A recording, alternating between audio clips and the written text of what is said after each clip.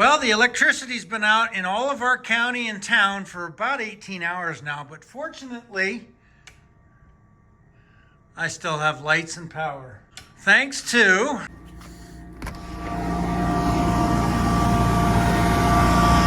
my whole house generator. That bugger's been sitting back here screaming for, about 18 hours now since the power's gone out. We had a really good storm come through.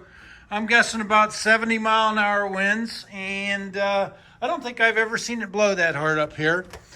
We didn't have any house damage, but there was, as I showed you around through the woods and the tree lines and all that, there was a ton of trees that got taken down. And fortunately for me, when I built here, I built in the middle of a field, so I don't have a lot of trees real close to the house. So I don't have to worry too much about all that. But others around here weren't so lucky. So I think today we're going to work on seeing what we can assess and what needs cleaned up immediately and what can wait a little bit longer. One of the things that surprised me the absolute most is this is a very heavy picnic table, and it slid that thing a good 2 feet from where it sat. Winds must have got up under it just enough or just right and picked that thing up and slid it across the concrete here. But one thing to think about and is, as you've seen earlier, the garage door going down. When you don't have power, you can't raise or lower your garage doors unless you pull that big lever up off the garage door opener. And one thing I know for a fact is that if you're older or elderly or don't know to pull that lever, how do you get your vehicle back out of the garage? So just something to think about. One of the benefits of having a whole house generator still allows me to do every single function that I can and want to do here while everybody else in the county doesn't have any power. And I feel bad because it's a way of life. You get so used to using everyday things with electricity, and it's a part of daily function. We went through town earlier today, and there isn't a single stoplight working in town. So it's just kind of chaos right now going through town, and nobody with power. Some areas do have some power, but widespread, I think there was about 12 or 14,000 people as of this morning still don't have electricity. Here come the troops.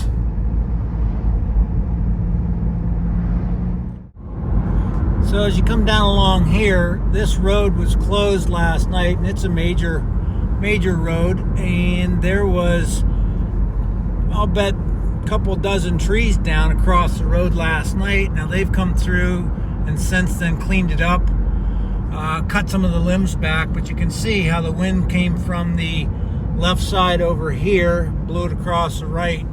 There's trees that were down everywhere across the road here. Most of them I think were dead or didn't have a very good root ball, but there sure was a lot of limbs and trees that came down across the highway here last night. Wanted to give a little bit better look at this. There was a treetop blown out of a tree and completely landed on this car.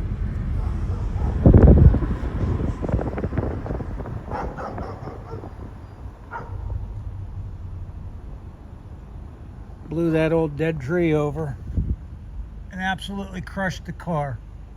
What a shame.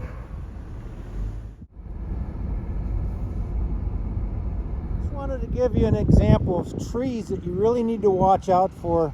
Sometimes you can't tell that they're completely dead inside like this one was, but it brought down a very, very large limb. And just one of those things. Got to pay attention to anything that's close to your house. Make sure that you get the dead ones taken care of. Got crews out now. Looks like that's the cable company's truck there. And there was a line down across the road last night here.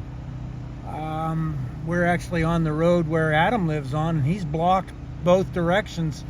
There's across the road down there, and then back behind us it's blocked, so they don't even have a local traffic only sign out.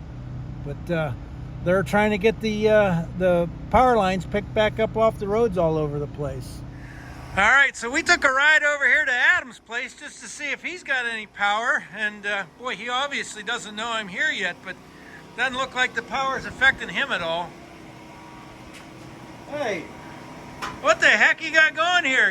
You're out of power, but you're cooking dinner or breakfast or something. Well, we got a birthday party for Anderson today, and so my wife is inside cooking on the stove, and we can only run 2 burners at a time before we kick the gas-powered generator. So I've got the smoker, and I've got 12 ounces of prime rib in the sous vide, and both of those. Whoa, wait a minute, what? So we got prime rib going right now. I'll see you guys. So we've got most of the house powered with the 10,000 watt backup generator right now, and then we have we've got our sous vide going with our prime rib in it right now, running off of our Bluetti 5,000 watt battery backup inverter, and we've got the smoker running off that right now. So you look like you're pretty set then. You're good to go? Well, the power never goes out at a convenient time, and you know, the day we've got a birthday party with about 20 people coming over, we've got to cook all this food and stuff.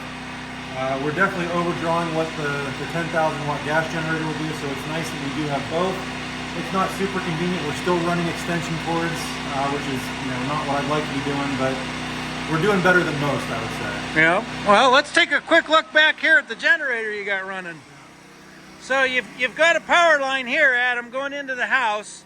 So you're back feeding into your electric panel to certain amounts of utilities back there. Yeah, so it's a 30 amp cord running directly hardwired into the house. So all the circuits in the house are being powered right now.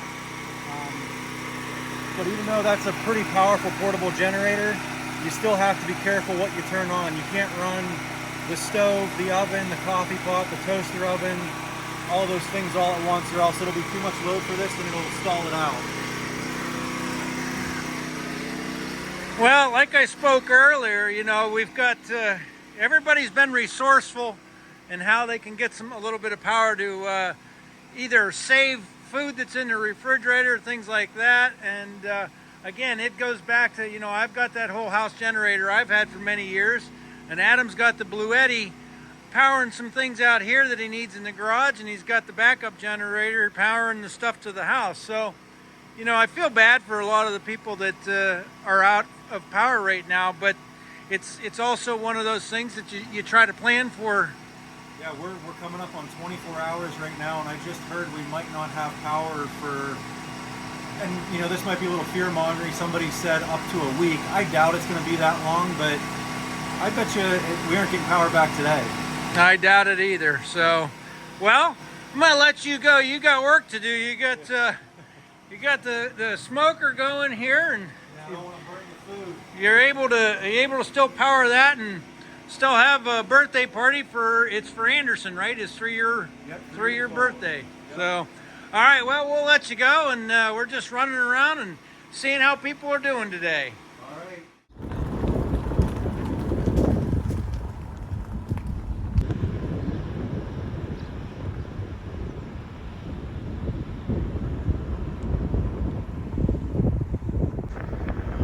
So here's some of the things you got to be careful when you're out driving around and watch for. But you can see here how these trees have all blown down, and they're on these power lines. Power lines hanging down there. That one's really low, and there are several trees still laying across this power line back there.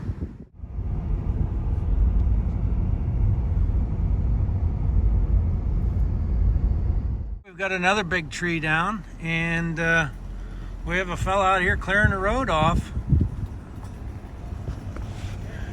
Be careful! Oh, yeah.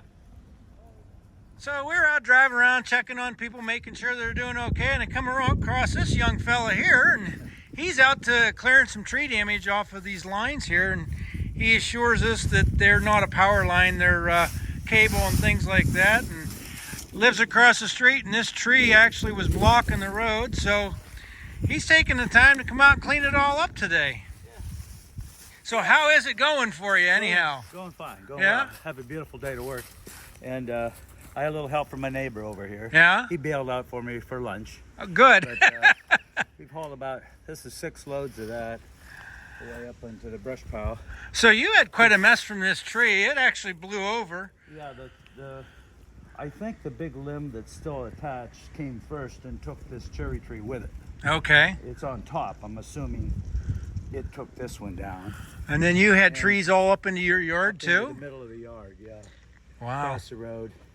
The fireman came last night, late afternoon, and cleared it off of the middle of the road so traffic could get through. Yeah.